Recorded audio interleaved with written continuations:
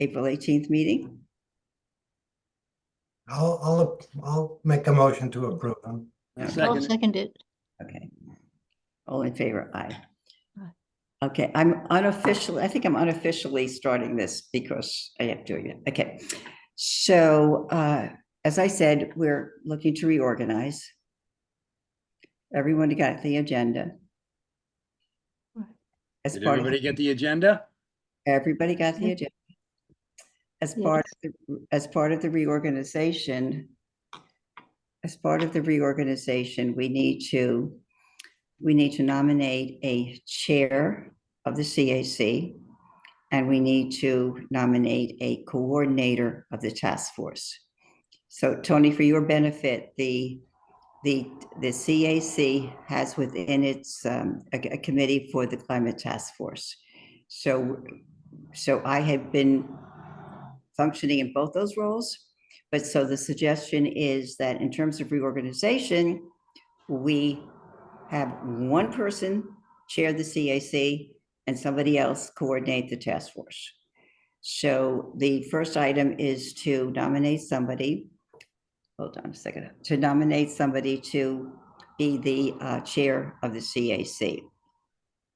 And First of all, I want to thank Mary personally Yes, for all her efforts over the last couple of years in leading us. It's been incredible. What we've Absolutely. gotten done here, is here. just really, really here. great. Thank you, thank you. Really sad you're leaving, but thank you so much for all you've done. We couldn't have done it without you, literally. Mhm. So thank you so much. I agree. well, thank you, Skip, but you know what? You could have done it without me. Oh, I- baloney. I No, don't think so. that's malarkey. But no, it's been a great run. It's been a great run. We have been a fabulous team. We have done so much, which just by way of background, I feel it's really a good time for me to step aside from the CAC and the task force because we have had so many successes, especially in terms of the task force, but I do digress. Anyway, for the nomination for the chair of the CAC, what we've tried to do is sort of define the duties in a general way. The CAC chair does not have to take on all of the responsibilities that I did. I took on responsibilities because that's what I do. I took on responsibilities that met my skill set, so to speak. So going forward, we're looking at the chair having the following responsibilities. Chair the meeting and chair the meeting and oversee the activities of the CAC. And Kevin, our secretary, has agreed to take on some of kind of the administrative responsibilities that the chair had taken on before, such as actually preparing the agenda, sending it to the website, sending the minutes out, doing those kind of administrative tasks. So with that by way of background, who would like to step up and be chair? I'd like to nominate Tony, but I'm kidding, Tony. I'd like to nominate Mike. No, Well, no, thanks. Mike, I'd are like you to up for it? nominate Skip. I'll Well, nobody second else is that. gonna, I would talk to other people about this. And I don't know, it's gonna be very hard to fill Mary's shoes. And so since her shoes got smaller with these delineations of tasks and stuff like that, I'd be willing to take it on for the rest of the year. I'm gonna need Kevin's help with some of the IT issues involved. If somebody else wants to do it, please. But if not, I'll take it over as that with those, considerations. I second the nomination. I approve. All in favor? Aye. Aye. Skip, Oh, you got it. God. Hey, Somebody object. it's all you, Skip. Take, I actually, Skip, in terms of who would take it over, I mean, you were a very good choice to take over. You have been so involved in so many levels for so long. So I thank you for stepping up to and assuming the responsibility. So thank you for Again, that. I'm gonna have to get together with Kevin and figure out, I'm not good at I'm in the IT. There's a middle lot of of a things in meeting. running the meeting. that I I'm was gonna say have to I can learn. help out Alright, with that bye. aspect if Oh, need Ken? be. Are you IT smart, Tony? I'm called upon more often than I care to admit, but I can help if you Oh, need me. okay, Because I'm a farmer. I go out and dig in the dirt. You put me in front of a computer, I can get on this this video, but that's about the extent of it. So Well, but just I'm ahead. just on that point, I mean, Kevin will set up, Kevin, as we talked, Kevin will set up the meetings. Kevin will format the agenda, right, Kevin? You'll take care of getting it on. Yeah, the that's website no problem, and Skip. all of You that. just give me the bullet points of who's, what the agenda is supposed to look like. I'll take care of the rest. Okay, so I mean, things like, I talked to Mike about his presentation about the water. I don't know how to do screen share. I mean, I've got it on my computer, but how I do that, I don't know. So Yeah, in some meetings, we're I gonna can take need care of all of that. to screen share and, host meetings and stuff like that. And I need to learn that stuff to be effective at running the meeting. So, Well, Kevin has been doing that. I don't actually do that as the chair. Okay. So okay, great. Kevin is Kevin's on board You're to right- handle that. Right by your Okay, side, Keith. You're writing this down, right, Kevin, as secretary? Yeah, Okay, save for as long as posterity. it's documented. Right. And Tony, in terms of your interest in that area, what would you be willing to maybe tag in on as needed? Sorry, I might mute myself. I mean, Mayor, I want to commend you because I've heard about you and all the wonderful things you did before even joining this. And I don't know, I'm happy to step in and help. Like, definitely not your role. I'm sorry. Let me give me the baby steps, but like I will happily help anywhere, very much like whatever need be. There's definitely a lot. I read up on you guys still a lot. I don't fully know and have some questions, but like truly, like happy to help. right? By any I wanted to means. step in to say that it looks as though you're young, which is a great help, I would think, to represent younger people and younger people's interests. So I'm glad you're here. I mean, I don't know, I haven't met you, but you certainly look young. You look Oh, 20 or thanks. 30. If you talk to me long enough, you'll be like, oh, physically in your 20s, emotionally, mentally, you're like 72. You're gonna be like, oh, this is where, That's A good combination. There's a lot of things under the volunteer tasks there and, creating Yes. flyers and publicizing events and things. There's definitely room for that. Okay, Did cool. did you get the agenda, Tony? No, I'm not gonna lie to you. I had kind of the Zoom meeting in my phone and kind of clicked in. I kind of Okay. didn't tell anyone I was joining this. Sorry, I just kind of Okay. loitered my way in, but I'll happily Funny. give whoever my email. If you want to drop your email in the chat, I can send you the agenda now.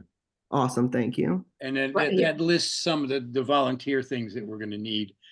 None of them immediately, but there's things that have to be taken care of that we need people to commit to make sure our, things go forward. Right. You emailed want to earlier- get your hands dirty? We're planting pollinator species in our pollinator meadow on Saturday. Yes, There you go. I'll do that. And also, I emailed earlier in the week that although I wasn't up for volunteering for the chairs, that I could help with the first 5 of the volunteer activities listed: prepare press releases, prepare letters, create flyers, organize flyer distribution, update town calendar event. I mean, not all at once, but I could help with some of those activities if needed, when needed. Okay. So just to button this up now, we've nominated Skip, he's accepted. And I will then inform the town supervisor to officially appoint Skip as the chair of the CAC. We are established under local law 1972, and one of the requirements is that there be a chair for the CAC. So I will follow up with that and for the town board to make the official appointment. So next is the coordinator of the task force. The climate task force, Tony, has been working. Just before Yeah, we go to that, I have my hand up. I don't know, not to put you on the spot, Tony, but do you have any interest in becoming a CAC member? Can't hear you. Forgot to unmute myself. Yeah, I'm very interested. Like, I really fell in love with this town and this community. I really would love to help out. I would be more than happy to be a member. I feel like you guys meet monthly, once a month, right? Yes. Yes. Okay, that's definitely manageable. Well, what would have to happen would be that you would have to request to become a member, and then that would go before the town board. So the simplest thing is if you send a note off to Fred Costello as supervisor, indicating your interest in joining the CAC. And I'm not speaking for anybody else here, but he seems like you would be a great addition. All right, and maybe copy, I can't remember the name of the town clerk. She's a, Gary Wood. Terry Wood, yeah, Terry Wood. yeah. Terri. Mike, She's the supervisor's secretary, not the town clerk. Oh, Yeah. I'm sorry, no, I didn't Yeah. have her title right, I'm sorry. Okay. Mike, perhaps you could just send Tony the contact information with Terry's email, and then Tony can follow up, just asking just to the town board that you'd be interested in appointment to the CAC. Would that make it easier? Okay, I have his email. I'll send you the information, Tommy. Thank you. Thank Yeah. you. Okay. Okay, well, thank you, Mike, for bringing that up. So, Skip, are you going to take over now? I that don't know, I guess so. So next thing we have to do is determine if someone will step up to be the task force coordinator. Now, I don't know if our participation in, Tony, for a little information, there's a couple of state programs that we've been doing things for to qualify for grants. One's called the Clean Energy Community and one's called Climate Smart Community. And both of those things are things that we do actions for, get the town to do actions, you know, a greenhouse gas inventory, changing things over to LED lighting, you know, public recycling. There's a whole bunch of actions. And we've been working on that hard under Mary's tutelage for, you know, a couple of years. And we've achieved a couple of things. One, there's a basic standing in CSC as a bronze standing, and we've attained that, and we've re-upped for that. And in the CAC, we just recently got to a certain 5,000 point level, which opened us up for a possibility of a grant of $100,000. So both of those are complete in a sense. We could go farther in that, but the task force is the subcommittee of the CAC that takes care of that. And I'm not clear, and I talked to Mary about this, whether I think we need a coordinator to continue participation in that program or those programs. I'm not sure, but we need somebody to step up to be the coordinator, at least a figurehead for the time being, you know, so that we can bide some time before we decide whether we want to go on for several more actions. Mary, do you know any more about whether we need a coordinator if we need to put this on a hiatus, if we need to do, you know, put it on hold for a while, do we still have to maintain a coordinator? And can somebody, if so, can somebody volunteer to be at least a figurehead coordinator until which time we decide we want to go full blast like we had been going before? Yeah, so to answer your question, Skip, yes, we absolutely, it is a mandatory action under Climate Smart Communities program that the town appoint a coordinator. It's mandatory. So that there's no dispute on that, that's absolutely clear on that. And to your point, in terms of the task force and the Climate Smart Communities program, we have done really, really, really well. So whoever takes over as coordinator, whoever takes over as coordinator would be responsible for like chairing the meetings, just bringing everybody up to date, saying there's this program out there, there's this project out there, let everybody know what's going on in terms of the Climate Smart Communities program. In that program, as you all know, we have achieved recertification at the bronze level. We have accumulated 184 points. You only need 120 points to be certified bronze. We are in such a good position in terms of climate smart communities that whoever takes over, my view is, whoever takes over chairs the group and just says reports about what's going on with climate smart communities. And then, but the key thing is that person then would be the liaison to the Climate Smart Communities program, which is a state DEC program. So that my view of it is whoever takes over, they can say, this is coming up, that's coming up, the other thing's coming up, and decide either, yeah, we're gonna do that action, or we're not gonna do that action.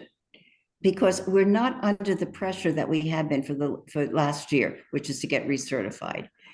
So I hope I'm making myself clear in terms of what the responsibilities would be.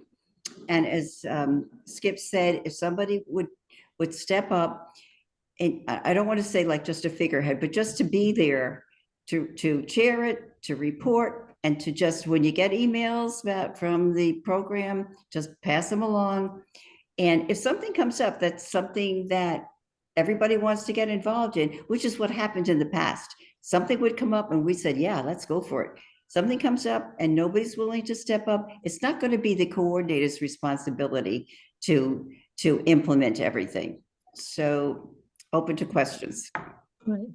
No, I think that's, you summarized everything very well, Mary. And I myself have although I'm a member of the task force, I've always been confused by the CEC, everything begins with a C, and I've had trouble keeping everything separate. But I think it should be somebody who is cognizant of these nuances. I mean, I would suggest Mike Harkavy or Ken Goldberg if they're willing to step up in that regard. May I just, I failed to say that, so that it's on the record. CEC, which is the Clean Energy Communities Program, for which we got the $100,000 grant to implement additional clean energy programs. That, as we know, we expect that will be phased out. So that the last couple of years, we've been dealing with the Climate Smart Communities Program, the Clean Energies Communities Program, that we expect to be phased out. So whoever takes over will just probably, unless NYSERDA for some reason decides to fund the Clean Energy Communities Program, it won't be as complicated, Elizabeth, as you're pointing out, between the two programs. So I would second the nomination for Ken Goldberg. Are you there, Ken? Yes. Hi, Mary and Elizabeth. I am, for medical reasons at this point that I think Mike understands, because I've told him about them. I can't take anything on for the moment. In future, perhaps, but I'm dealing with a bunch of medical problems that are taking up all my time right now. Sorry. Okay, thank you. And, Ken has been great. Ken has been really involved in the recertification process and the clean energy program, the Clean Energy Communities program. He's done getting a bunch of documentations that brought us to the $100,000 grant. So Mary Elizabeth, what I can do, I believe a while back, I asked Mike if he would take over for me as the secondary contact person for the town for the water protection program, the DEC's Safe Water program. That I could resume doing and take that off Mike's hands. great. So maybe Mike would be able to temporarily take over the task force. And on that point, No, I wondered what happened to we were going to have Fred come and talk to us about. He's gonna do that. He's gonna do that. Let's stay on this. He's Yeah. on the agenda, yeah, He's on the agenda. for 6 Okay. o'clock. Okay. Since my name is put forward, I cannot take on that position.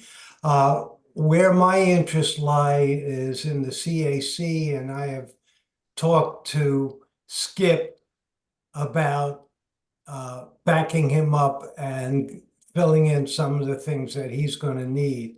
So that's where I want to put my energy. Now that we did have some back talk, Skip, Mary, and I, about, and this is up to Mary, of Mary just taking on the role, not of the chair of the task force, but as a conduit to the CAC with the pertinent information that we need. So we wouldn't have a full, in name, it would be a chair of the task force, but technically, we could still hopefully keep Mary as a conduit of information. And so that we can continue to work with it, unless there's somebody else that wants to take on the full role. And I put Mary's name out there for that. Would Leslie be interested? I mean, I think it's kind of, Mary has worked so hard for the last 2 years that maybe someone else, not myself, I'm not good at this kind of thing, but maybe Leslie? Leslie cannot take that on. I'm sorry. Okay. Short and sweet. Yep. I don't need to get into any long explanation, but just suffice it to say, plate is more than full. Yeah. And just to respond to Mike, that in terms of the conduit and just funneling information to the group, that is anyone who takes on the coordinator, that is not that much of a time-consuming effort. Whoever takes it on, you get an email, this is coming up, that's coming up, just send it out to the group. What I've done is I've filtered it so that if an email came up and that this action was being proposed or this program was being proposed and I thought we'd be interested in, I sent it to you and we took it and we ran with it. So no, I'm not going to, because I know my personality, that if something comes up and I'm sort of the person, because Mike, it has to be an officially appointed by the town board as coordinator. So that would bring me back to where I've just said bye to. Mary, question. Aside from emails, are there any meetings that you need to attend as part of that role? The meetings would be to come every month as you have been, come to the meeting, come to the CAC meeting. Sure. I don't think everybody was clear that the task force is a subcommittee Right. of the CAC. Okay, Yeah, so, no, sorry. I think I didn't explain myself. What I meant is, are there ongoing like webinars and that sort of thing that are part of the keeping up with the climate smart communities activities? okay, to answer your question, webinars come in. You as a coordinator can say, hey, yeah, this is something I'd like to be part of. Or you can say, no. Or you could say, this webinar comes up, you bring it to the group, you say, this is a webinar, anybody interested? People are interested, they sign up or they don't sign up. It's, my view is the coordinator determines what extent that person wants to be involved. There is no mandatory. There's no mandatory that there was nothing mandatory that we had to go for bronze certification, recertification. That's something we kind of decided, hey, yeah, let's do it. So it's up to the coordinator. Yes, this webinar, no, that webinar, send it out to everybody. They decide. Does that answer your question? Yeah, I think so. Yeah, I guess. It's available, but not mandatory. Right. Okay. Information is available about actions, but it's not mandatory for the coordinator to go to that. Basically, kind of oversee and disseminate information about it. Sure. I mean, if it's if you're looking for someone to be an information broker, so to speak, I'd be willing to take that role on. Right? That'd be great, because that's basically what it is. And then if we decide to do an action, Right. if it takes more things, then we get more people involved. Like Mhm. I went to the town and got information about the lighting, and you can say, okay, here's the action we want to do. I got some information from, you were at one or two of those webinars. Those Oh, yeah. people are very, very knowledgeable about Oh, those yeah. actions. So we get information. What do we have to do? Then you put it out to the group and says, okay, let's take some action on that or not. Right. So Yeah. that would be your role. Yeah, my only concern, the reason I'm asking the questions is my concern over conflicts with, my day job, so to speak. So, which keeps me pretty busy. But yeah, I'd be happy to parse through information and pass it along to the team as we and then we can take it from there. Okay, in terms of mandatory, just to be clear, Rob, the mandatory is that A, you're appointed by the town board Sure. as coordinator. Mhm. B, you would be listed, as I am, on the CSC portal website and the CEC, which we know is going away. You Right. would be listed as the contact person. Sure. Your name would be listed to replace my name. Right. So anything that comes through goes to you. Mhm. You decide whatever you decide. Okay. Hmm. Okay, Wonderful. I think Thank you. Kathleen had her hand up. Go ahead, Kathleen. I was muted. I just want to say that I'm not an official member of either committee. I'm the town employee, and for those of you who don't know. And I am available to help with submitting materials for different actions into the portal where we have to submit things. So I can continue to do that. I know Mary did a lot of it before, but I can do it also. That's great. So we have a lot of backup for Rob. If we Mhm. decide to do an action, and if we take action, then Kathleen's there with a lot of knowledge about how to do that.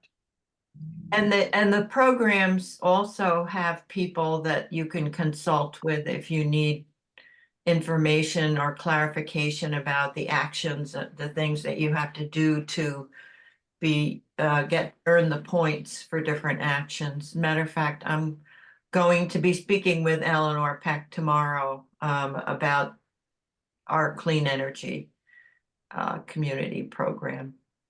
So what Kathleen's offering there is she can give you the information Mhm. about certain actions. Right. So you don't have to dig for that. Kathleen's really in touch with all that stuff. And say, That's okay, here's right. some stuff that's available to us. Do we Right. want to go ahead again? And you're just the broker who says, okay, this looks like we can do it. Let's not do that. So. Right. So And that's if we decide to do it, Kathleen, thank you, Kathleen, for Yeah. that.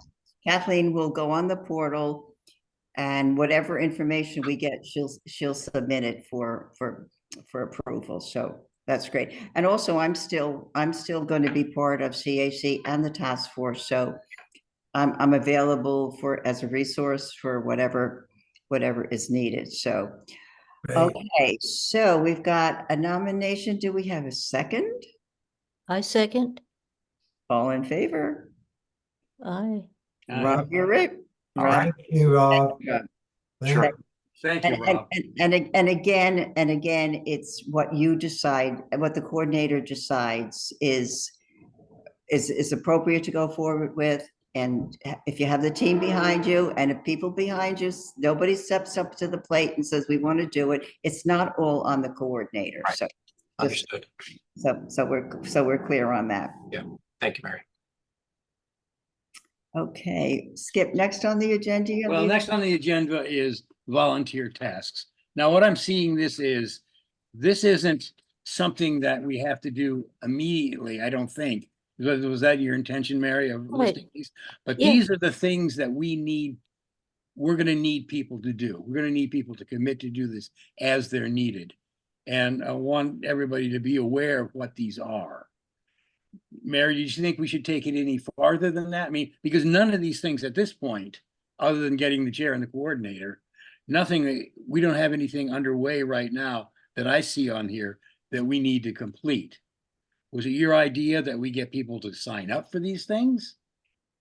Or just make people aware that they exist?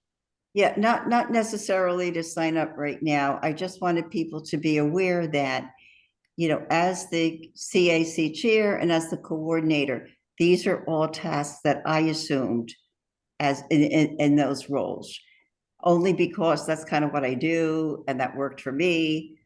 So going forward, as Skip as chair of CAC, Rob as coordinator, they don't have to do all of this. So, going forward, just to answer your question, I will commit to updating the Climate Smart website. I'll commit to doing that. And I will also commit to, let's see, I'll also commit, if there's an event, I will commit to putting it on Manajo's calendar and I will kind of do the publicity part of it, which is kind of some of what these tasks are. So I will commit to doing the updating Climate Smart tasks websites, and I will commit to publicizing events on Manajo's calendar, and I'll commit to updating the calendar of events. If we have an event, I'll commit to those kind of publicity pieces. What about you're really good at the press releases. Pardon me? You were really good at the press releases. Is that something that you would? Yes, I will do press releases when needed. I will definitely do that. And I'll do the flyers because that's kind of what I do Great. in my former life. So Mary's taken over half of those things. And Mary, if you need, I'm not very good with technical stuff, but I'll be glad to help with, with the first 5 activities that were listed: press releases, letters, flyers, distribution, calendar of events. But it sounds as though you have it under your aegis. But if you need extra help, I'd be glad to help with that, with those things. Well, Elizabeth, you are proofreader par excellence. Well, I'll be glad to do that. My little nitpicking. I love it. And Leslie? I'm happy to help too.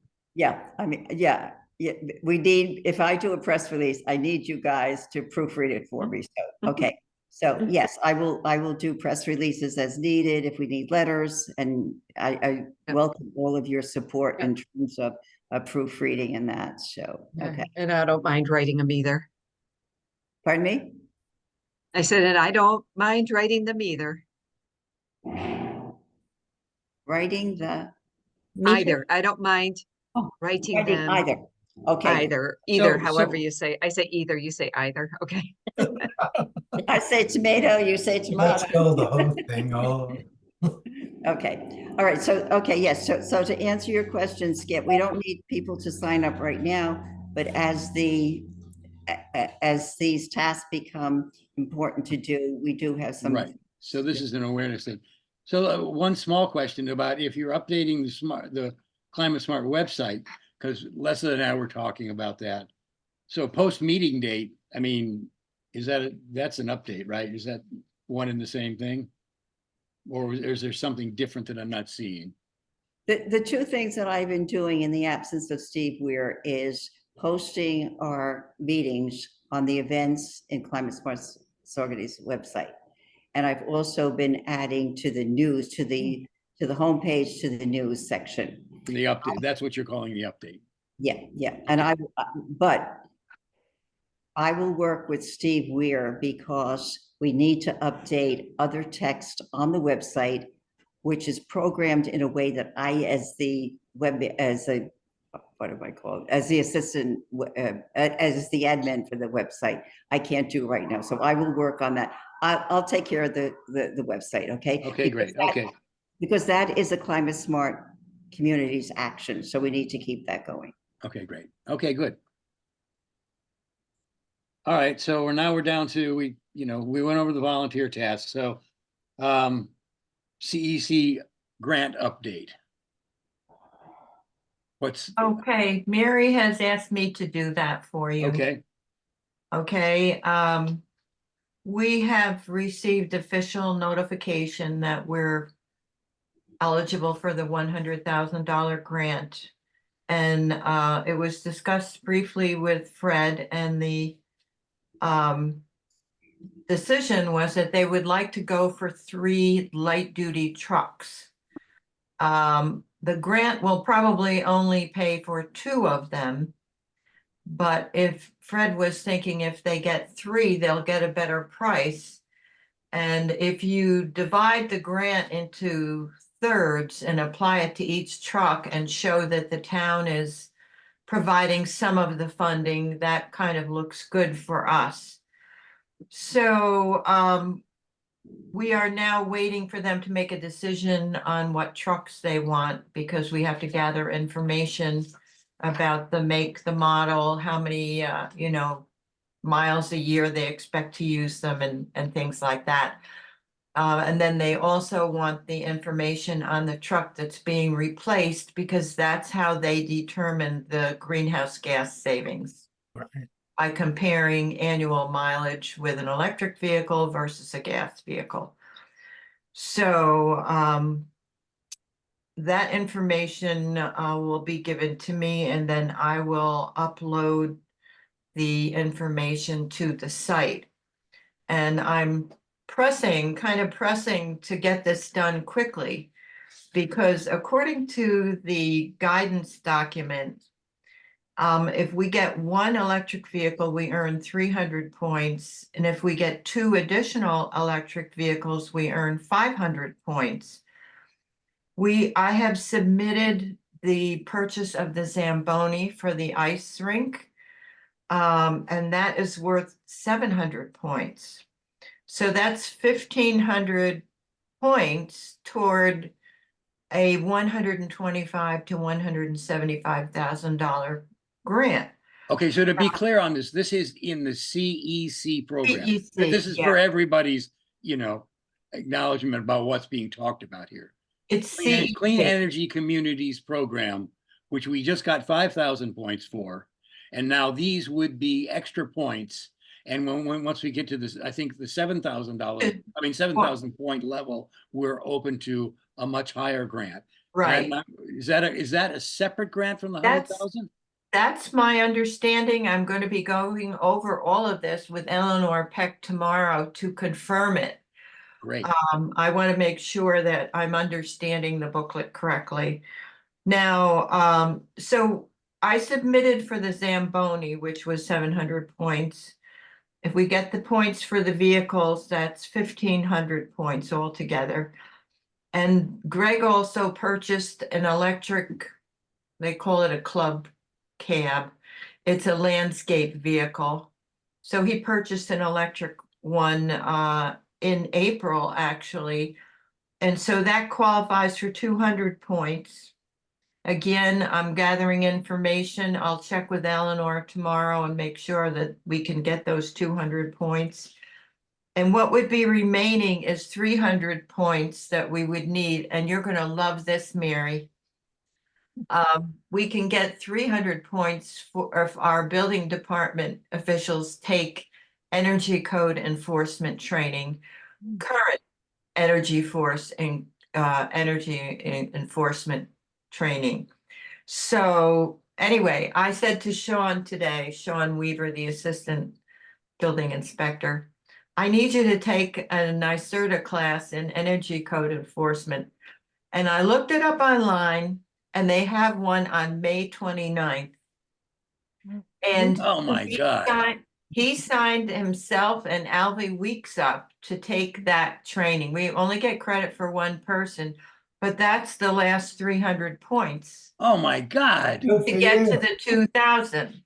So if you submit information and get everything approved by September 29th, 2024, it's 175,000. Whoa. If it goes beyond that, it's 125,000. Don't ask me why. I don't know why, but I'm thinking there's going to be a little reduction in funding or something.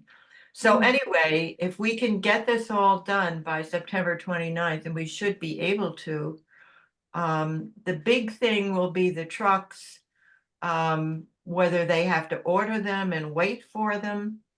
I downloaded the contract for the $100,000 grant and looked it over, and task one would be placing the order and having an invoice. I don't know whether you have to wait till it's deployed, till you actually have the vehicle or not. I have to check that with Eleanor Peck. But so I'm going to be pushing Fred to get those guys to make their decision so we can submit that information. That's great. 100,000. That's wonderful news. But also, was there this all sounds like wonderful news, but earlier I heard something about CEC running out of money. So the earlier we apply, the more chance we'll have of getting Yeah. funds. Okay. Well, I think maybe they're phasing them out a little bit, but or combining them into some other format. So anyway, I think that's pretty good news for our town. Yeah. Wonderful. Good work. I just wanted to clarify or respond to the question that Skip had. I checked with Eleanor to make sure that since we're getting the $100,000 grant, can we still apply for the $175,000 before October 1st? And she said, yes. All right. So Great. that's been clarified. And second point I want to make is, Rob, if you're taking over as the coordinator, you've got Kathleen behind you, who is doing an amazing job in terms of really getting into what's going to be needed, getting the documentation. And Kathleen has said that she would post it on the portal. So again, teamwork, yay. That's Thank great. you. Yeah, thank you. Kathleen, if I may, with regards to the purchase of the light duty trucks, who's making that decision again? Well, Fred, we discussed it with Fred. Okay. Yeah, I mean, if we're looking for electric vehicles, there's not a lot of options in terms of light duty trucks. Well, you know, Fred's going to be here at 6 o'clock. Okay. Great. Wonderful. Any other Great. questions? Thank you, Kathleen. That's fantastic. Yeah, that's So good. you got you on your team there, Rob? Yeah, no, that's great. Yeah. Yeah. Yeah, my only concern there is, like I said, is there's not a whole lot of options for light duty electric vehicles at this point. There's not even a handful. There's 4 maybe out on the market at this point, and one of them is the Tesla Cybertruck Dud. So yeah. Yeah. No, they Well, won't you be can- they won't be choosing a truck that's $99,000, I'm sure. I mean, I looked at them briefly so I could, and there's a couple that are 49,000. So I know you could get at least 2 just about completely paid for, but Fred's thought was if he goes for 3, and he spoke to Ray Mayone, Greg Chorvis, and Mark Resso, and they each said they had an older vehicle that they would benefit by replacing it. Mm, So and that is also a pre-approved project in the list of eligible projects for spending the money. If you don't do a pre-approved project, it could be a lengthy approval process. Okay. And we might not be able to, get that done before September 29th. So all the, Kathleen, so all those things that you mentioned that gives us the extra 2,000 points, those are all pre-approved programs. Yes, oh yeah, they're all Great, from the great. from the That's booklet. fantastic. That's fantastic. Greg had 2 vehicles, non-road vehicles that he purchased, but one was purchased too long ago. It didn't qualify. It had to be purchased after December 23, 2023. It had to be a recent purchase. So yes, those other things are all in the guidance document. And actually, Eleanor was the one who said, I heard you purchased a Zamboni. I think you're eligible to apply for points for that. Eleanor's great. So that's been applied for. It hasn't been approved yet, but she said it was definitely a vehicle that was eligible. wow. Rob, and Eleanor is one of the people that we were on the webinar with. And Yes. she, every time I had a question, I emailed her, she got right back to me. So Right. she's a great source for you for information about both programs. That's She- great. Out of curiosity, do we know if hybrid trucks are Hmm. eligible? Yeah, I wondered about that. Because that would expand the pool significantly. Well, yeah, I think hybrids are, but we have had some problems with hybrids according to Fred. Sure. The hybrid that they got for the police department, there was a recall, something about them getting on fire, and they can't, That's they a can- small problem. and they cannot plug it in and charge it anymore. It Wow. has to be run by a gas vehicle. Yeah. So, I'm not sure that they want to go with a hybrid. Right Well, now. wasn't the caveat on all this is for every 10,000, what was it? Every $10,000 of grant money, you had to save a ton of greenhouse gases. Right, I guess, there's a metrics workbook that is part of the application, and when you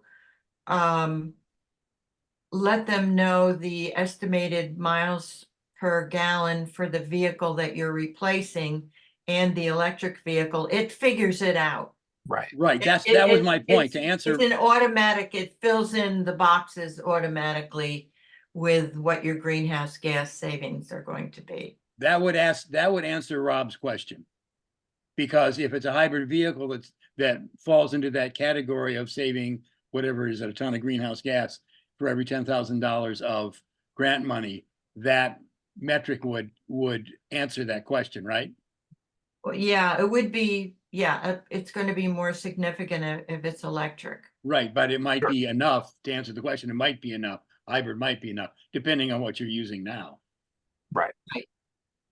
Depending on the miles per gallon of the existing Yeah. trucks. Okay, we talked about this at the last meeting, hybrid versus plug-in hybrid. And I recall when Greg Jorvis was looking for a Jeep.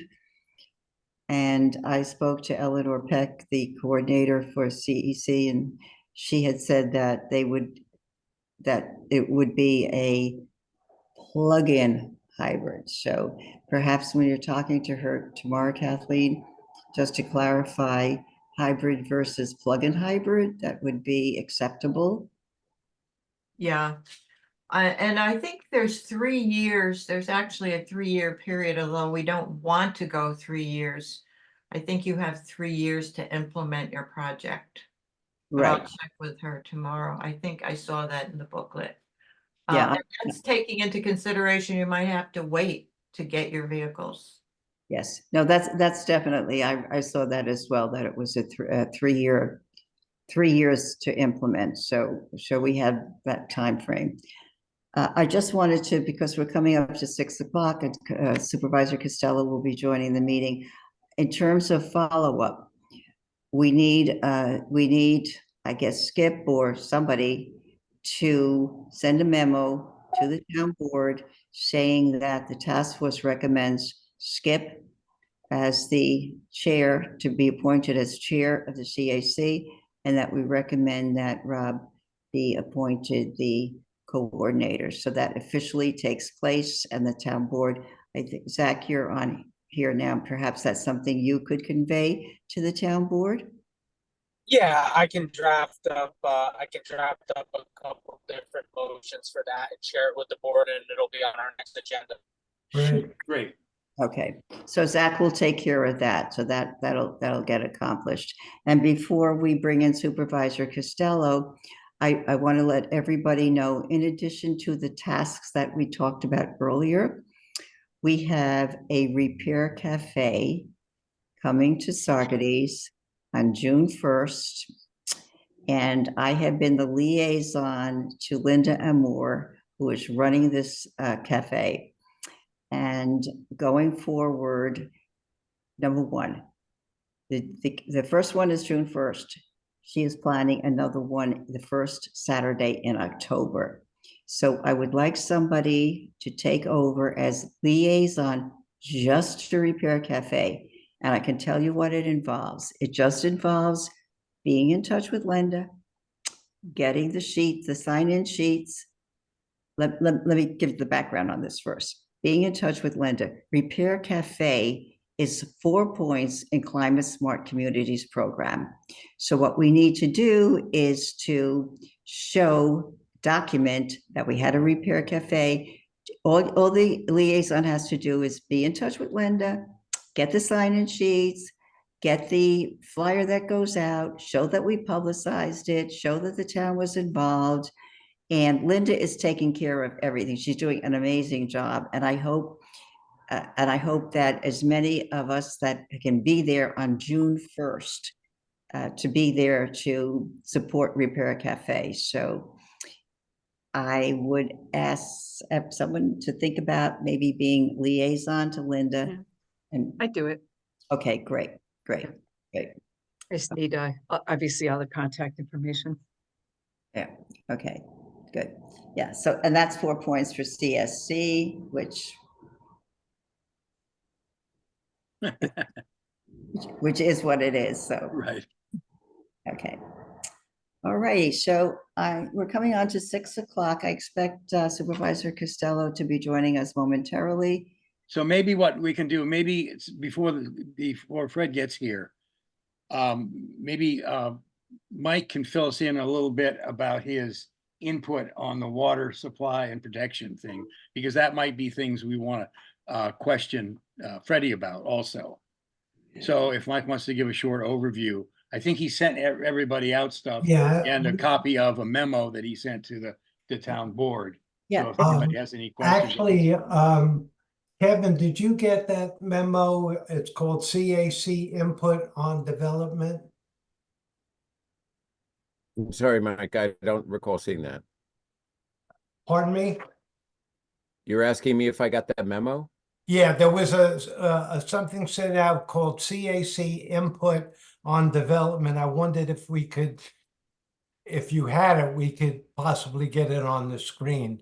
I don't believe I have that. If somebody sends it to me, I can throw it up there. If you have it, I can make you co-host and you can do it yourself. Well, okay, let's just, we'll just read off when Fred comes. That's okay. Just for Tony and others, over the last couple of months, we started to look at the issue of water supply, water protection, and developmental pressure.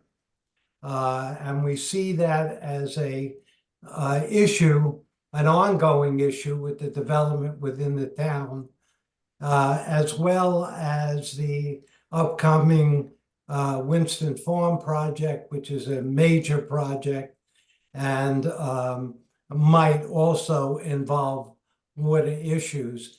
So to that extent, we invited Fred, and hopefully he'll get on soon, to focus in on those particular issues. What we did find were that there were two studies, one back in 2005 that dealt with protection of the water, and in 2008 that dealt with development projections. And those seem to us to be a little antiquated. So we are hoping, and when Fred gets on, we'll talk about it, as to the necessity to upgrade those particular studies into what's happening now. And to also take a closer look at the town's ability to increase possible sources of water. So water is a main issue, and development is a main issue, and that's what we're hoping Fred to talk about. He's not here yet, so possibly Skip, if you want to go on to some of the other things, like cultivate a garden and stuff, fill in some of those. Well, I've got a draft memorandum here that you put in to send to the town Yes. board. Did you actually send that to the town board? I sent it to, I think I sent both of these to Fred. Okay, so he has gotten this memorandum Yeah. because yeah, it summarizes what you've just said. And Right. I just wanted to know, so he's prepped for this because he got the memorandum. Well, we'll see how prepped he is. Well, I mean, Yeah. I wanted We'll to know, fill I him in. wanted to know how he's been prepped. Right. That's all. So, if you send it to him, then he should, he's pretty good about that stuff. Yeah. I'm going to jump in here because it comes up a little bit later on the agenda while we're waiting for the supervisor. Update DEC drinking water source protection plan. Just at the last meeting, I said we would make a recommendation to the town board that they participate in that program. Subsequently, there was an email from the DEC from this program saying that they would be willing to make a presentation to whomever, and Kathleen was involved in this. Yes. So the presentation, so it's been determined, as I understand it, that presentation will be made directly to the town board and hopefully at the June meeting, the June 12th meeting. So. Yes, we confirmed that today.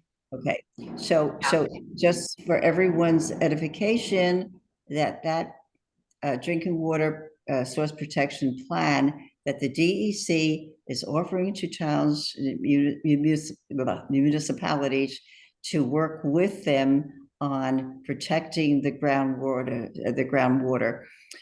So Mary, that presentation is going to take place at 6:30 on June 12th. It's just before the board meeting, and they said it's a 1/2 hour presentation, and they offer a 1/2 hour for questions and answers. Okay, so I think the board is aware of that, and I talked it over with Fred and Terry, and they wanted to start it at 6:30.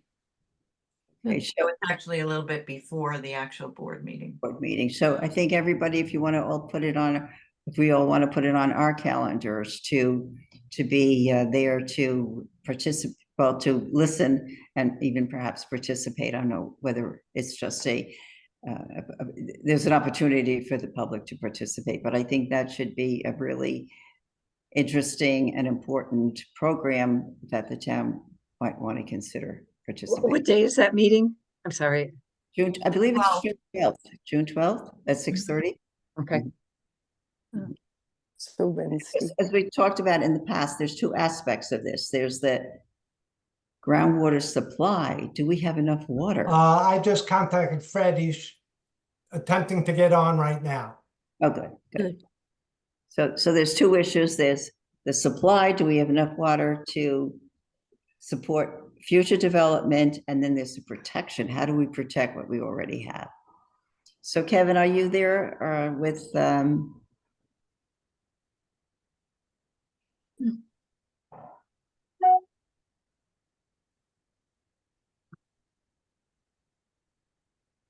connecting audio? Okay.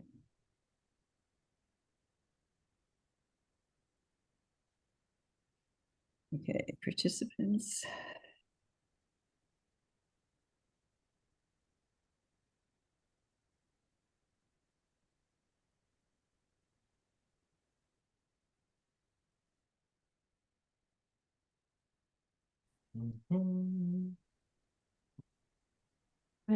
Connecting. Is he attempting to get on, Kevin? Is Yeah, that what's well, we going on? got his iPhone. Yeah, he's on Okay. now. Are you guys on? We're Can on. you hear me? We can Hey, hear everyone. you. How you doing? Hi, Fred. How are you? Okay, Fred. Good. Good. Good to hear from all of you. And congratulations. We got a lot of nice stuff going on. Yeah, we just reorganized. This is Mike, Fred. We just reorganized. And you'll be getting some information as to our new leadership, and everything is moving forward. Since Fred, I'm just going to try to throw it to you, but I want to go over what we have been interested in terms of water development, water protection, and water supply, water protection, and development. And we've been talking about this for a couple of months. And our main interest, and without going into all the details, are that we're concerned. We're concerned about the level of development and whether the town is prepared to be able to supply the necessary water and whatever else is happening in the future. We're aware that there was a study in 2005 that went into water protection, and in 2008 there was a study done by the town that dealt with developmental pressure. And our concern is that those were old studies, and we really want to get up to the present and find out where the town is at and what issues they're facing, and what if anything we could advise the town about concerning water and development. So that's the general area that we're interested in, and I leave it to you to fill us in, both on water and developmental pressure. Okay. I think the good news is, for this wave of current development, I believe, based on the science, which you acknowledge, that we are okay. We have our water supply is not changed in magnitude in any significant way, and we believe that the current municipal supply is adequate to meet the current planning. However, it's our responsibility to think ahead, and thinking ahead, I believe that the current zoning would outdevelop the current water supplies. So if that were to be true, we need to either develop some of the other potential municipal supplies that we know about, or come up with another alternative. And I think the balance there is, we need to be thoughtful about what we want Saugerties to look like. I think there's a consensus by all of us that we want Saugerties to continue to preserve its rural character. And obviously we have to balance that against how much development we're willing to allow. An interesting statistic that someone shared with me was Surrey's at 62 square miles, which is basically the same square miles as Washington, D.C. We host a static population of about 20,000 people. DC hosts a static population of 700,000 people. Obviously, we do not want Surrey to look like DC in the future. We want it to look very much like it does now. So that being said, we need to be thoughtful about what the zoning law will allow, what densities it allows, and what we want future planning to look like. In the near term, though, if we reach a situation where the Blue Mountain Reservoir, the municipal supply at the Blue Mountain Reservoir becomes inadequate, or the data starts warning us that it is becoming inadequate, our response would have to be, what other resources do we know about that we should begin planning for tapping?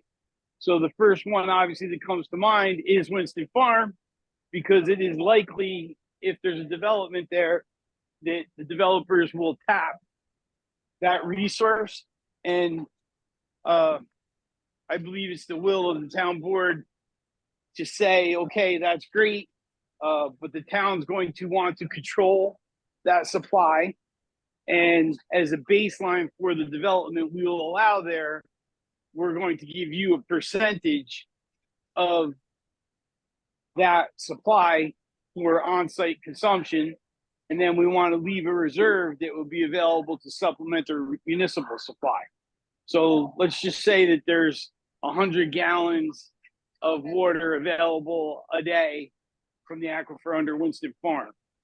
I believe the zoning change should say we are going to give the developers development rights to consume 60% of that, and 40% of it would be available to the town as a supplemental municipal supply. I think that's fair, and I think that falls in line with an adequate density of development for that parcel. The other area that comes to mind pretty quickly is the aquifer underneath Mount Marion Park. Fuller Water Company is the owner of that. They are infamously bad actors. The town has, in many instances, worked with the Mount Marion Firehouse to step in when, due to power outage or lack of repair, that system was compromised, and we would go in with the town generator or town resources to reconnect the piping so that that community did not run out of water. However, that water supply is fairly abundant. The aquifer underneath there is the same aquifer that supplies the Blue Mountain Reservoir, and that has the potential to become a supplemental municipal supply. In addition to that, in the Esopus Bend, many years ago, the town was trying to grow, and the village was sort of holding the town hostage over a water contract. The town developed wells on that property, and that would be a municipal water supply that could be tapped as well. Those wells are high in iron, but they're definitely treatable. One of the sources the town of Ulster uses is exactly that. They tap wells behind Chambers or Bailey School, and they run that water into a municipal system. And a good segue there is the town of Ulster actually has more water than they can consume. It is a leftover of the IBM era. The Kingston Water Supply developed the water supply that supported the old IBM plant, and the town of Ulster had to sign a contract to purchase a certain number of gallons to supply the IBM plant to support the bonds that Kingston needed to develop that system. And that exists, that contract still exists, even though IBM does not exist anymore. So they buy water from Kingston that they can't consume. And it is engineering an engineering possibility to extend that pipe from Glenary over the railroad trestle and connect it through the Mount Marion Kings Highway Sewer District or Water District, and supplement the town of Saugerty supply that way as well. And then, of course, there's obviously the Hudson River, which the Sopus uses as water, Poughkeepsie uses as water, and I believe either Rhinebeck or Red Hook does as well. We're blessed with water. I don't think water, if the community wanted to grow, would be an inhibiting factor. I think the inhibiting factor for our community to want to grow is what do we want it to look like? And I believe the consensus of the board, I believe you folks, and the majority of the community is we want to grow, but we want to preserve our rural character. And, you know, that wouldn't align with development to a point where we start to exhaust the water resources that our area has been have been identified in our area. So I gave you guys a lot. It was probably a good time to take a pause and have a little dialogue about everything I said. So Fred, it sounds as though the supply of water is not at issue, but it's more protection of if we tap the additional supplies, being sure to protect those sources. Yes. Yeah, we definitely, if I'm understanding your comment, we definitely have the responsibility to protect those resources. But I think we also have the responsibility, if we're going to preserve our rural character, at some point we're going to say, okay, we don't need to create densities like Barclay Heights, like the Village, like Malden, in Blue Mountain, in West Saugerties, and areas like that. So in order to preserve our rural character, we're going to have to be sensitive to what it might look like if we chose to develop all this water resource. Thank you. Fred, I wanted to be a little I bit had- clear on the zoning and the Winston Farm. So even though this property belongs to a private concern, your Yep. zoning can make them reserve 40% of the, or whatever percent of the A water percentage, yeah. for our water, even though we don't have, the town doesn't have any property there that we can tap from, even though it's being tapped from a private concern. Yeah, and I think the reason we have leverage there is we're not obligated to change the zoning on their behalf. But I am motivated to change the zoning on their behalf because I personally don't like the current zoning. The current zoning basically supports a Barclay Heights type development or a Bishopsgate type development with commercial development by 212 32, and then track housing all the way up to Northwoods Road. And I think that is probably the least beneficial use of that property. And it doesn't meet any of the goals for climate, for jobs, for any of those things. I think, you know, we have a lot of opportunity for suburban development. Why would we create more by enabling that in a zoning change? So I think the zoning change creates the opportunity to get rid of that current zoning, which I welcome, because I don't think it's in our town's interest to develop that property that way. And in exchange for density, whatever the baseline of the water is, we could say, okay, we're willing to work with you on a zoning change, but we want the property to reflect climate goals, land disturbance goals, protection of habitat, and we're not going to privilege you to consume all of the water. We feel strongly that we need to have a reserve held back, whether it be to supplement the town supply or just to say that, you know, in anticipation of changes in climate, we may not be able to take 100% of that aquifer for a very long time without depleting it. So we're going to, I think our leverage is, in order to facilitate the zoning change, those are the conditions that we're going to negotiate. So without a zoning change, can they retain 100% of the water?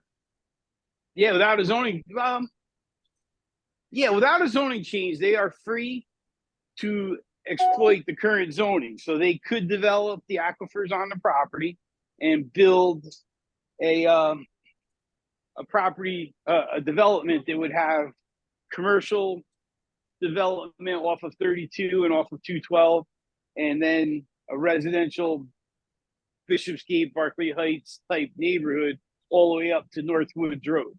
And I think we all agree that would be a bad idea. Right, and above that, we wouldn't have rights to any of the water. So the water rights is depending on the negotiation of what kind of zoning they want. Correct. Yeah, that's got to be part of the dialogue for sure. I want to be clear about that. The other thing I want to be clear about is you talked about the Esopus Creek. Are you talking about tapping waters in Esopus Bend, the nature preserve? Yes. Yep. On the south side of I never found the wells, but on the south end of that properity of the Esopus Bend Nature Preserve. Yep. There was the town in the 70s there was a dispute between the town and the village fathers, and the town, the response to the negotiations not going well in their minds was that, okay, we'll get our own water resource for Glasgow and Berkeley Heights. And what they did is they drilled wells at the south end of the Esopus Bend Preserve, and there's a small sliver of land that the Glasgow Water Company still owns, and those wells are presumed to be on there. I never saw them. Vern Benjamin verified that they're there, and I think Dennis Larios could find them if we asked him to. He also verified that those wells still exist. They were very voluminous. There was a lot of water capacity there. The report said that the water was high in iron. So that doesn't say you can't use it, but it requires an element of treatment where the iron would be removed from the water. Right. So, but if I may jump in here, Fred, having been involved in the establishment of the preserve back in 2000 up to what, 2003 or so, given the conservation easement, and I was involved with that with Vernon, and there are prohibited actions that can take place on the preserve, and it's very much, the conservation easement is very clear about what can and cannot be done on the preserve. Have you looked at that aspect of the conservation easement and whether or not what you're talking about could possibly be implemented given the conservation easement? I did not. It's my understanding that on the south end of the property of the Esopus Creek Preserve, there is a small parcel that is still owned by the Glasgow Water District. So it's not part of the preserve then? It's not part, no. Right. So it's near there, but it's not on the preserve. Because that was going to be Mary's question was my question. Yeah, I believe she's right on. And my understanding of the constitution of the preserve or the bylaws of the preserve would probably not be an allowable use. But if that parcel that was described to me still existed, then I guess it would be an allowable use. Because it wouldn't be on the preserve. Correct. Yeah. That's why I asked if it was on the preserve or not. I'm sorry. I'm sorry for not being clear. Okay. But so it's not on the preserve, it's near the preserve. My understanding is it's not on, but it's near the southern end of the preserve. Fred, and I guess we could. So Fred, who then, if it's not on the preserve, who owns the property? The Glasgow Water. Glasgow Water Company. Okay, so that answers that. The other question I had, which is really very, very fundamental to the whole discussion, you mentioned the water supply, we have the water supply to meet current plans. I believe that's a quote. Yeah. What is the basis for that? How do we know? How does the town know what we have in that aquifer? How does the town know what the supply is under Winston Farm or any of the other aquifers or any of the other supplied? How do we know that? Because the the studies that we've looked at are what, 2005 or so? So I just want to know, what is the basis for that? So when I say the current, I'm referring strictly to the Blue Mountain Reservoir as being the primary municipal supply. And that can sustain, we believe, the current growth that is in the queue, so to speak. And the reason we're saying that is the village has water rights of like 1.7 million gallons per day. We never violate that. Within that 1.7 million, the town has water rights of 650,000 gallons per day. And it is rare that we violate that. Most days we do not. In peak months of activity during the summer, we historically have violated that for decades. So, excuse me. So the reason I'm saying the data says we are okay is because if you look at 2023 or 2022 when it was dry, or 21 when it was dry, and you weigh those against historical data, the consumption levels in the period of time where the reservoir was not where we were under water restriction coincide with what happened prior to. And there actually is some evidence of improvement because of the 3 million gallon tank that the village built. It harbors a couple days of supply and keeps that water clean and ready to go. There has been some evidence of improvement over the years. But that being said, even at those levels, that's a lot of water. We do violate that 650,000 gallons per day volume a couple times a year in the peak month. So we can't take for granted that reservoir can sustain 20% more growth or 30% more growth. We have to be thoughtful about it. And right now, we're okay based on what I just explained to you, but I think our responsibility today is to think ahead and start figuring out, if we're going to continue growing, what do we want it to look like? And what resources do we want to try to, I think we should try to preserve all of them, but I think which ones are most reasonable for development. And I think the Winston Farm project is the one that's most likely to come online before any of the others. Okay, so that goes to the question of current, and then what we've been concerned about is the future development, and whether or not we really need to do an in-depth study to determine what is the supply for future development, do a scope study of what do we anticipate coming down in terms of development, and what supply is there to meet those needs.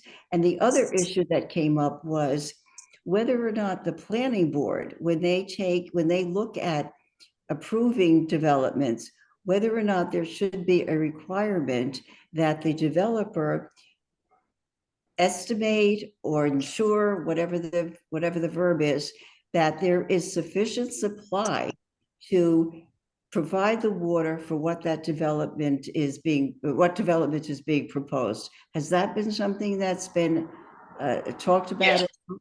Yep. That is part, and I'm not going to tell you that it's perfectly done, but there's mechanisms that exist today. I'm sure it can be improved to say we're bringing a development proposal forward. It has X number of employees or supports X number of bedrooms, and they calculate a potential impact on the water supply. And then that's weighed against what's available in that area. So when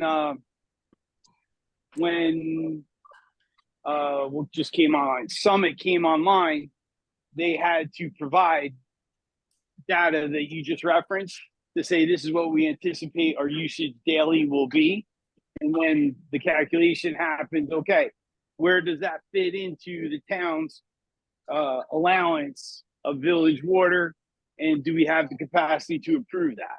And actually the village could veto a project if they felt that it was something that could violate the 650,000 gallon per day.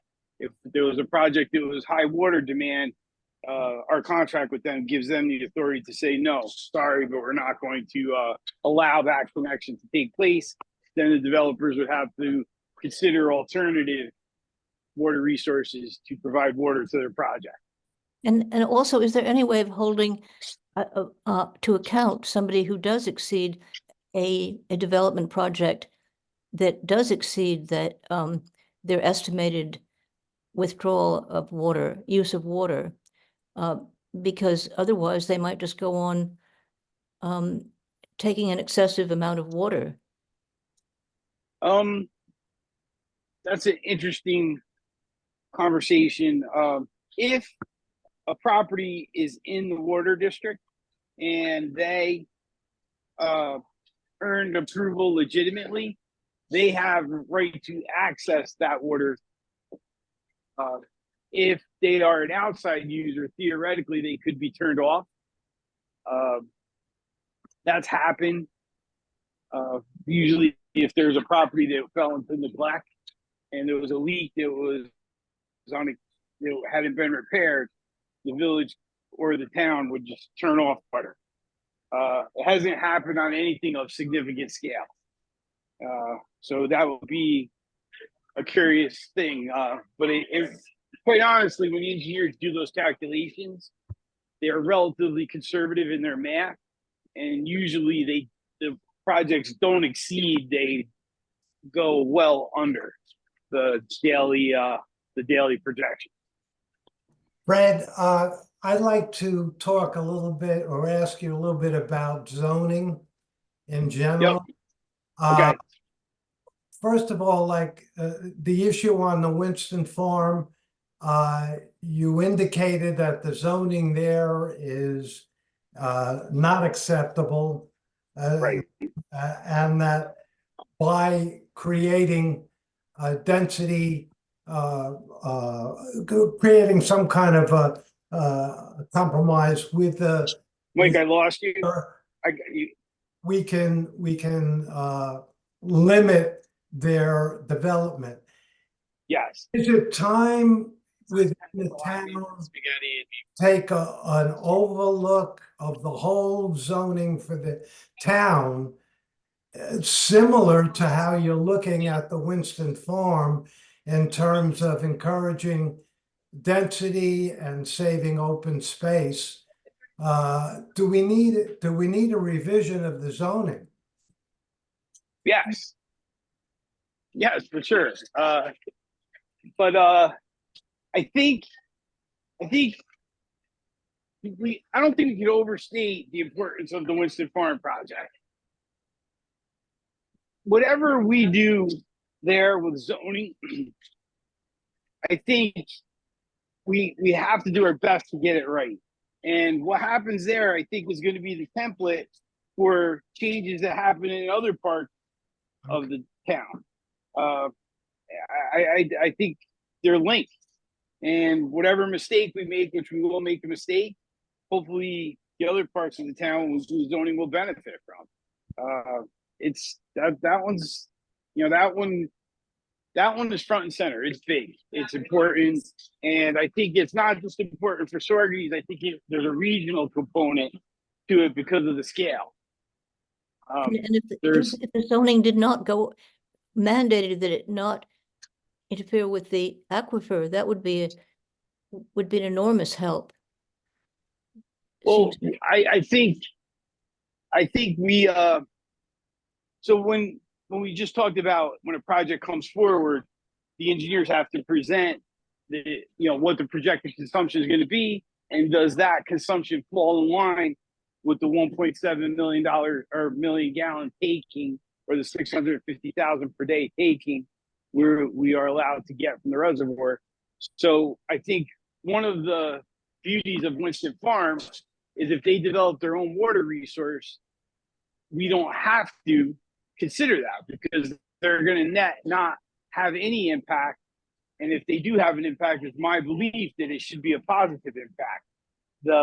When hopefully when we get to approving something there, not only will it have zero impact on the current water supply, it should supplement in some capacity by 50,000 gallons a day or something of that nature for the town municipal system.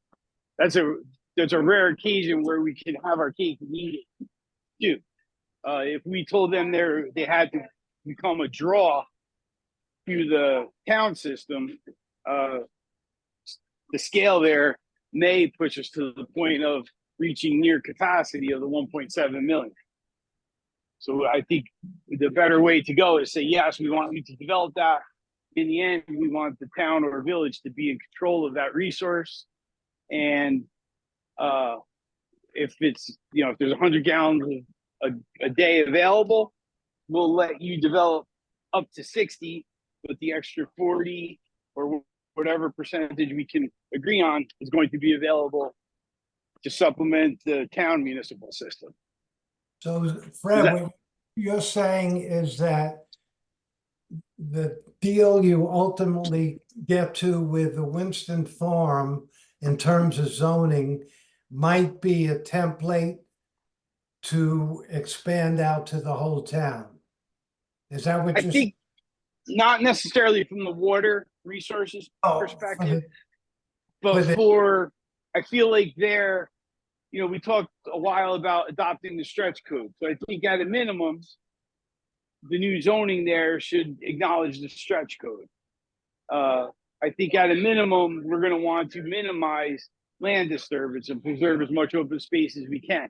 So I think the trade-offs in density there versus developing the entire parcel will be a template for other zoning areas that we're going to allow development, where we're going to still allow some development, but we're going to say, you're required to preserve 15% of the open space or the habitat that's on the property. You can't, we're going to have to get away from the idea that we're going to develop by clear cutting 80 acres, putting in a road with water and sewer underneath it, and put single family estate homes everywhere. That's just not sustainable. It's not going to work. It's going to destroy habitat. It's going to cause stormwater runoff problems. It'll deplete the aquifers that exist.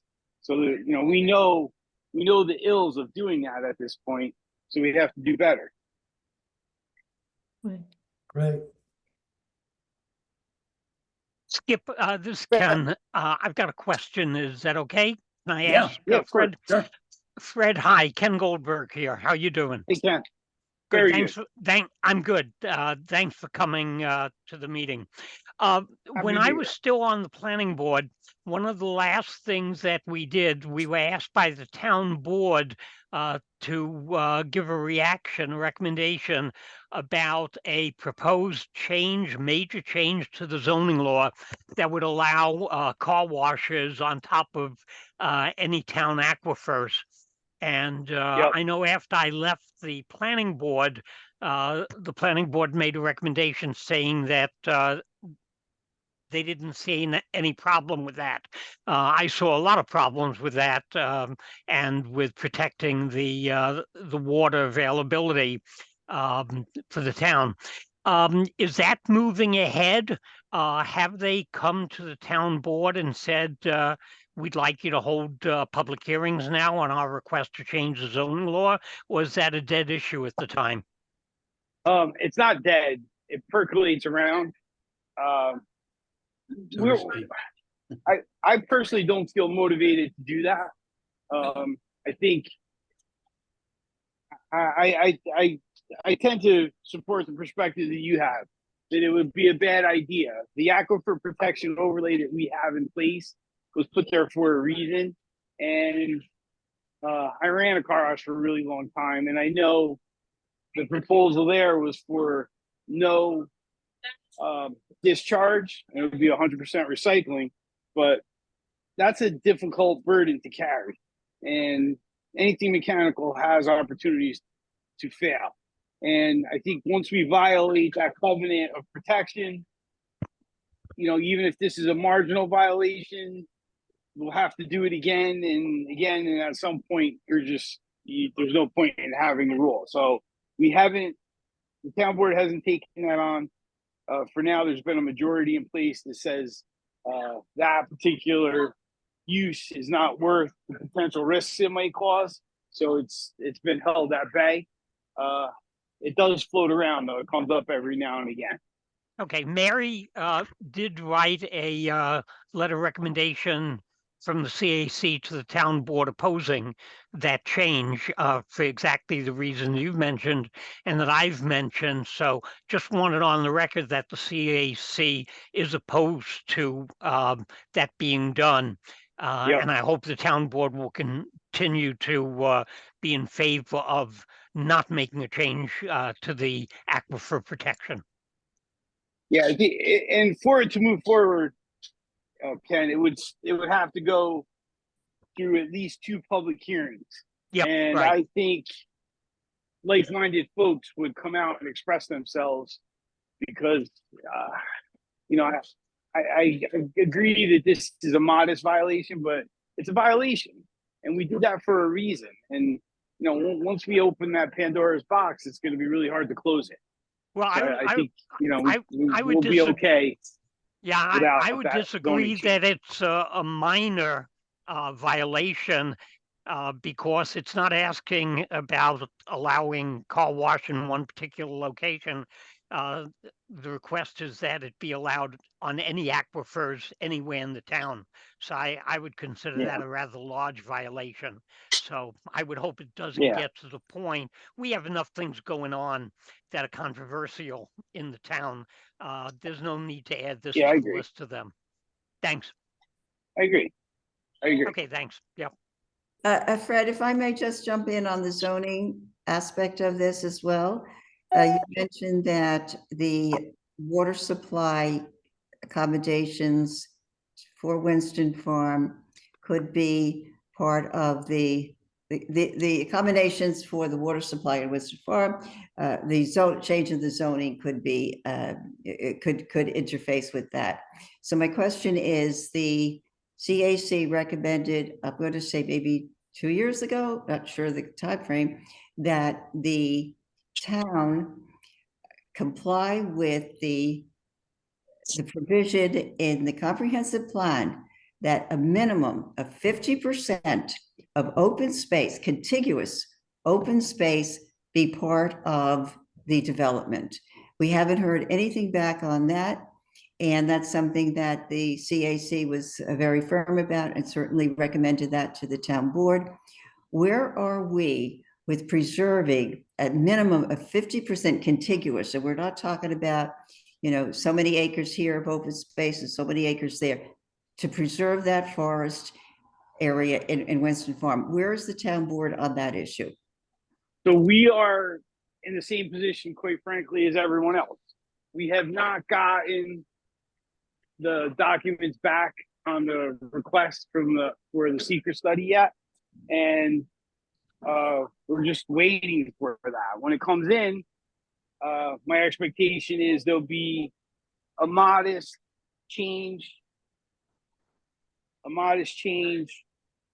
to what the developers proposed originally, but there'll have to be an ongoing dialogue with the community and the developers to persuade them to do something we agree with, or that we can find accepting. And you know, I shared with you folks my perspective on the water.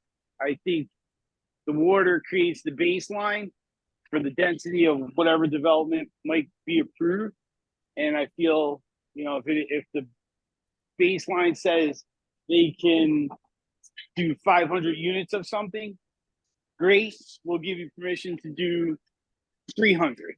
And in exchange for that, we'll give you a density that will protect open space and facilitate alternative energies and do things of that nature. So we're just not having that conversation yet.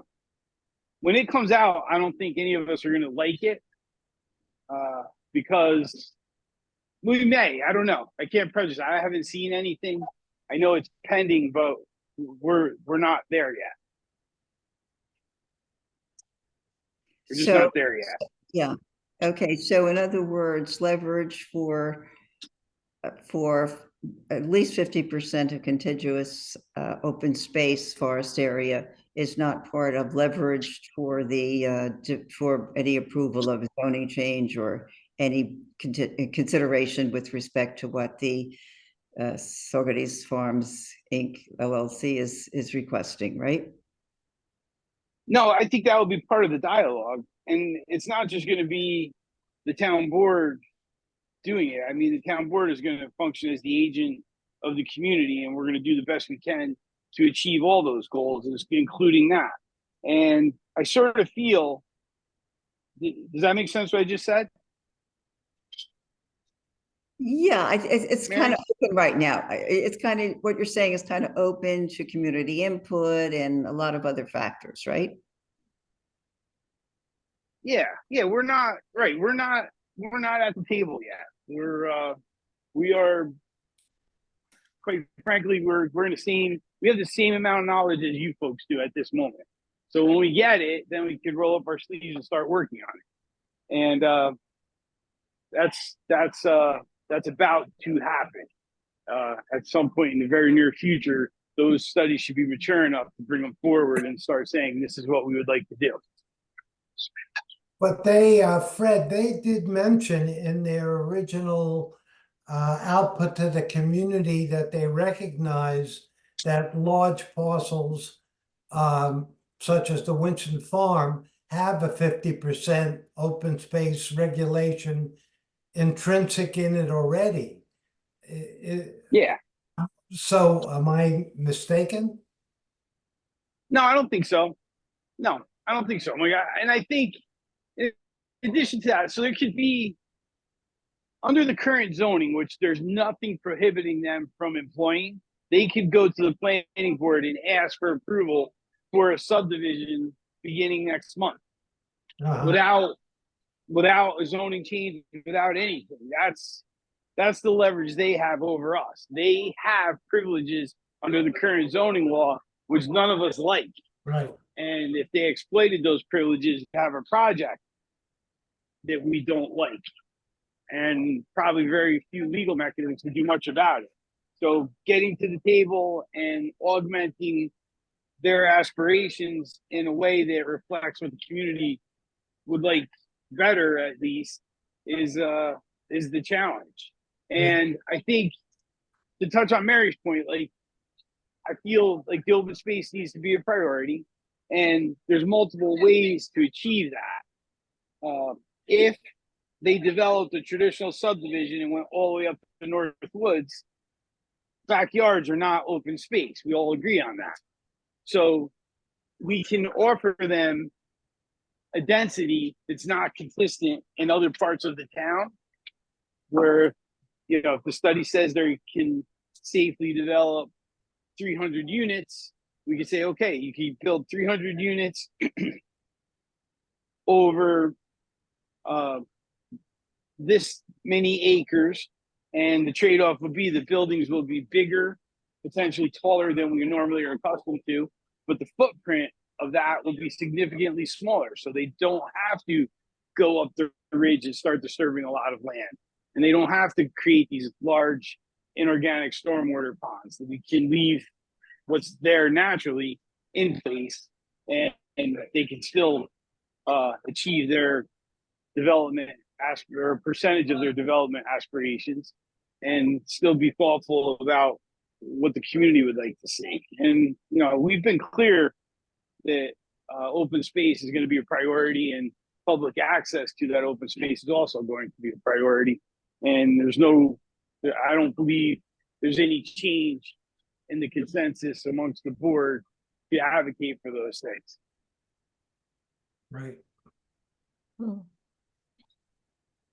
Fred, this Yeah. is Mary McNamara. Thank Mary. you for, hi.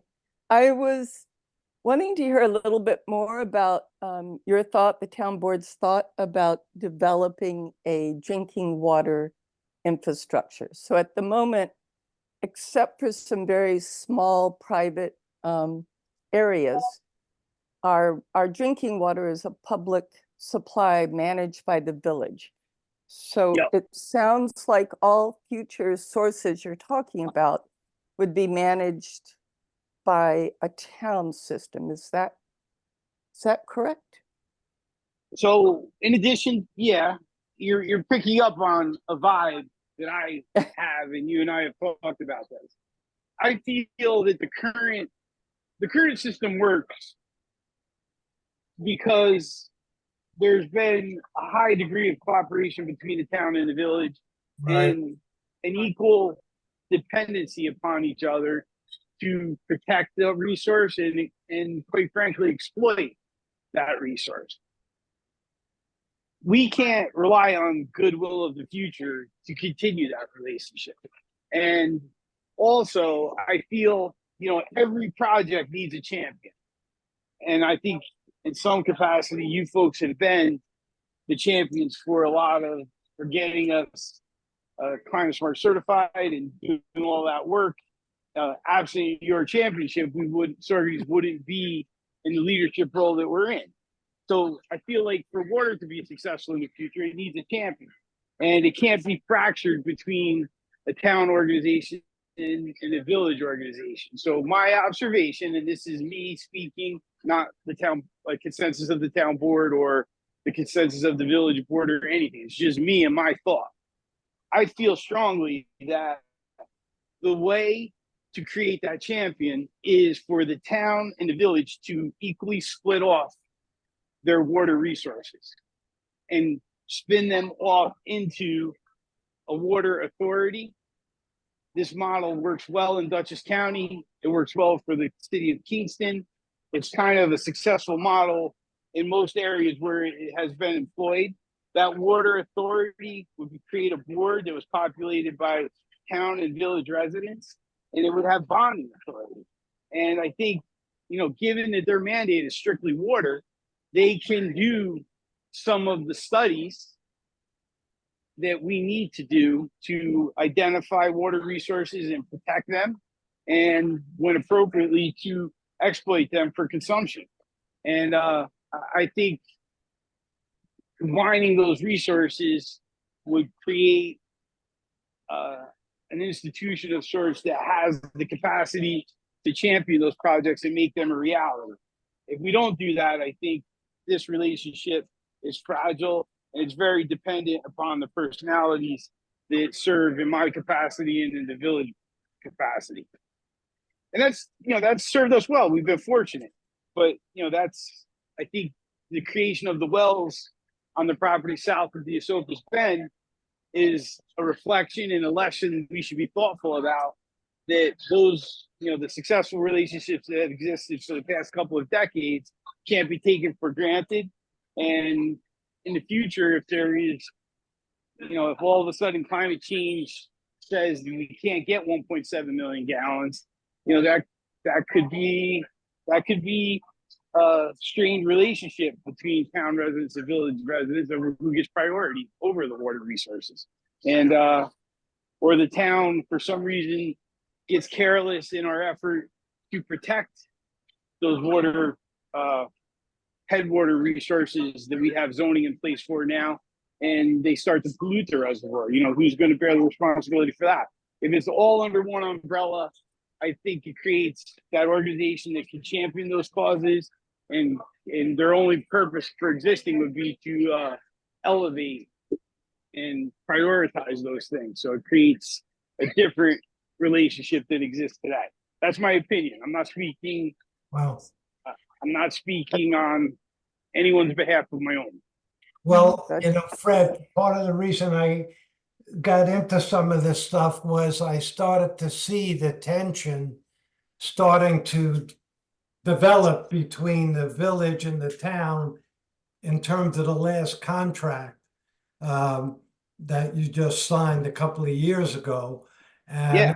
I kind of feel like you're picking up the vibe, And so you're talking about some kind of a water department that kind of stops at village versus town issues surrounding. Yep. And I'd be in favor of that, and maybe that's something where we can start to advocate for you in terms of that. Right. I've never understood why historically the village has had control over the water supply. It seems to exacerbate tensions that could be avoided in the future. Yeah. So that's just a function that the village government organized prior to the town government. Yeah. Oh, Yeah, that it's a leftover in some capacity because the village government incorporated first, and those fathers back then identified that that would be a good water source, and they developed. And then as the town started to grow, then there was a move to say, "Oh my goodness, we need water too," and then the relationship we have now matured, but it's fragile. I think Mike's observation is right on. Our last renewal of that contract exposed at some level the fragility that exists because the priorities are a little bit different. I guess we got about an hour of your time, Fred. I really appreciate it. I'm gonna turn it back to Skip, who's the CAC chair. Okay, so is there any other questions of Fred before we let him go? I want to thank him very much. I think that Thank you. water authority concept is very intriguing. I think that's a very forward-looking approach to this issue, Fred. So thank you for sharing your thoughts on that with us. All right, thank I you. agree. Thank Thank you. you, Fred. Thanks, All Fred. right, before I go, I want to offer one more thing. We agreed last night at our meeting that on June 12th, some folks from the DEC are going to come to our town board meeting at 6:30 and make a presentation about headwater protections. Right. And I'm sure you folks, some of you at least, would find it interesting. Yep. And the foundation of that would, and I think you're aware of this already anyway. Yeah, we discussed that it. would, okay, all right. So Yep. we got that going on. And like I Yep. said, for next year, we're great. For 15 years from now, people are going to look back on what we may or may not have done that could have ensured that they would be okay too. So I think that's our responsibility to kind of look that far in advance and try to get this right. That's what we want. Thank you very much. Thanks, Freddie. Okay, guys. Thank you for having me. Okay, so next on the agenda is the pollinator garden update. Leslie, you're up. Thank you. I Excuse keep me, saying it's before not a Leslie garden. Before Leslie starts, I have a 7:00 meeting that I gotta go to, so I'm just gonna sign off and I'll get the minutes from Kevin, and maybe even if you can send the recording, Kevin, so I can be up to date, okay? Thank you, Of Mary. course. Okay, Thanks, thank Mary. you, guys. Have a good rest of the Bye. meeting. Okay, Take care. Bye. So I keep saying this is a meadow, not a garden. There's a I'm sorry. difference. It's I should know. okay. No, it says garden on the Yeah, it does. agenda, but Skip and I went down to the Catskill Native Nursery today and purchased the potted plant material that is going in on Saturday. We have 3 slots or 2 slots available for volunteers, 9 to 11, 11 to 1. And I did put 1 to 3, but I think we'll be wrapping up at about 1. I know Skip was on this with the Climate Smart Hudson Valley had a wonderful breakfast webinar releasing their pollinator guidance, and it's available online at pollinatorhv.org. And the priority is for the 100 most threatened native pollinator species, and honeybees is not one of them, and our common bumblebee is not one of them. And pairing those up with the top plants that they depend on, either some of them are very specific and need a specific plant, but they need places to winter, places to nectar, places to gather pollen, et cetera, et cetera. And there's just excellent guidance now out there. And I was saying to Skip today, if only we knew 2 years ago what we know today, we Right. did the best that we could. We purchased the pollinator mix. It's mostly native species from the Hudson Valley Seed Company, put that in back in November. And actually Pollinate Hudson Valley now has worked with a number of different universities, including the my old school, College of Environmental Science and Forestry, and has worked with Ernst Conservation Seeds and come up with several custom seed mixes based on the site characteristics that you're dealing with, from difficult urban areas to wet, shady areas. And so if we ever need to overseed what we have, that would be my recommended seed source. Now, it's not all, and every plant that is recommended is native to the Hudson Valley, and they even will limit it. They might say it's not native to Ulster County, something like that. So with some of that guidance, we made some of the choices, and some of our choices were limited by what Catskill Native Nursery had, but we're on track, and Greg Chorvis has been most cooperative, most helpful. So if you're not doing anything, stop by and see us on Saturday. We'll be at the meadow. We'll be working and getting dirty. I think that's it. Anything? Oh, and I know we've been spending quite a lot amount of time digging Japanese knotweed, and I am tracking the volunteer hours. I know Skip and Mike and I have all been there. I've been there a couple times by myself. Skip's been there digging alone, and yeah. So if anybody wants to help us, it's was introduced when the soil got brought in, when a culvert was extended, and those, every little piece of root like this can start a new plant, and some of them, especially right next to the culvert, ended up vertically really deep. So sometimes we have to dig real deep to get it out. But I've been going down on Monday afternoons and digging Japanese knotweed, and I think we've got about maybe 10 volunteer hours in on it now. So that's it for the pollinator meadow. And I see EMC is up next. Yep. So are So you I can give EMC too? Yeah, I'm EMC too, which is why I have to say no to some other stuff. Right. Yep, so the Environmental Management Council, Ulster County, met on April 24th, and we meet in person in Kingston. And the presenter that was supposed to be presenting pulled out at the last moment, and at the moment I can't remember even what that was about. So we actually had some students from Bard College step up, because the Ulster County Department of Environment has been working with Bard graduate students and contractors to identify and quantify community greenhouse gases at the county level.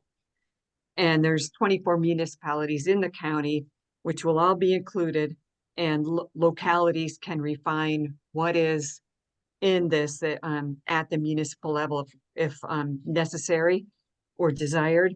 But I know we've been puzzling over how we would do a community-wide greenhouse gas inventory. And so they are on it. And these students also are working with environmental justice and equity and community engagement in climate and greenhouse gases in those disadvantaged communities. We were reminded of the natural resource inventory. It is up and running on the website. It is available, and it can be used by local municipalities for points if they're for climate smart community applications. The county does host the GIS overlays. Most of it is it's all online. You can print up PDFs And they are developing a checklist of layers for specific site assessments like rare plants or whatever. And you can link to the sources of the information, whether it's DEC, Natural Heritage Program, etc. Switching gears, the Lower Esopus Plan, the Department of Environment's working on the final implementation plan for the Lower Esopus Plan. Mary McNamara may know more about that. And lastly, Department of the Environment said after 2025, all county passenger and light duty vehicles purchased will be full EV plug-in in order of availability. That is it. Okay.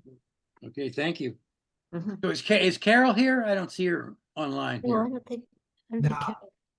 Carol, because that's the planning board report. I guess she's not here. So anything from the other thing from the town board is, I guess he's not here either, so. So anyway, are there any announcements? No announcements? Okay, I would just follow up on what Leslie said about Okay. the Lower Esopus Stream Management Plan. The implementation plan and the final management plan will be presented in June to the Lower Esopus Creek Advisory Council. And then after that, there will be a more public-facing process. At the moment, the county is trying to figure out how to keep the structure going. What agency could possibly take over running a Lower Esopus watershed program and or a watershed program at the county level? So this is a big deal for having watershed, having staff for watershed development, stewardship outside of the New York City water supply watershed. So I expect something formal will happen, but it will require keeping track of how the county discusses this. At the moment, the closest they've come to a discussion is using Ulster County Soil and Water Conservation District, which would be using the template of the Upper Esopus. So that's all I know at the moment. Thank you. okay, well, keep us posted. I Skip, do see- you see Tony's got Oh, yes, sorry, I hand just, up? thank you. Will that be on the June 15th as well? I'm sorry, no, June 12th? June 12th. June 12th, It- okay. It's a separate discussion, but it's a really good point, Tony. I believe that the source water, at the moment, no, but it's a really good point. So, and So Well, are sorry, they having any more? They had a concluded meeting, so there's no more public meetings about that Tony might. Are any of those other meetings online that Tony could look at if he wanted to get, informed about that? there is the Participate Ulster County, and let me locate that link. It's a little awkward, either through the Lower Esopus Management Plan or through Participate Ulster. So that's what does exist at the moment. So again, it's going to be important to make sure the county knows people are looking and waiting and want to stay engaged. Okay. would definitely. Anybody else? Thank you. Anybody else? Hey, hey, I Skip, was Okay, new era. Skip, Okay, I was going to say we had a great event on Earth Week at handing out compost buckets for people who do food scrap composting. So we had 40 buckets that the transfer station helped provide, and we'll probably do something like that again. And Anita Barber decorated some of the buckets with stenciling of vegetables and fruit. So it was just a way to make sure people didn't forget that food scrap composting is an important thing to do. So what is the participation like at the transfer station for that? Another thing Tony might know, that there's a compost collection at the Saugerties landfill, transfer station. So how is that going? And is that available every day? It's available every day that the transfer station is open. It's part of your, it's part of what you can, the service that you can use with your permit, or else you can buy a separate permit for just food scrap composting. Right. It's Is there good participation in that? pretty good. It's pretty good. It's 5 years now. We've been doing this, a little over 5 years. Summertime, it's a little busier, but it's going strong. There's a dedicated group that does it every single week, or at least several times a month. But what will be important is to expand it. But it's going, the mechanism is going smoothly. It's working okay with the transfer station. They're okay Yes. with that. Okay. And that's it's a budget item that the town pays for. So Okay, the great. town is financially supporting this program. great. Great. And it's roughly 2 tons a month Great. of food scraps, roughly. Great. So great. Okay. Thank- Anybody want to adjourn? Move Hey, to, Skip, a quick thing for you, just here. If you can make a number 25 steaks, can you do 25 I can steaks? make 25 steaks. Okay, I'll have great, them there thank at you. 2:00 tomorrow. Oh, motion to adjourn. Okay. see you on Saturday, Leslie. Yay, thank you. Okay. Second to adjourn. Yes. Okay. Yes. Okay, All in favor. Goodbye. Bye. Thank you. Bye, thank everybody. you. Thanks. Thanks for coming, Tony. Thanks for having me. Tony, I'll send you that information. Greatly appreciated. Thank you. Great, thank you.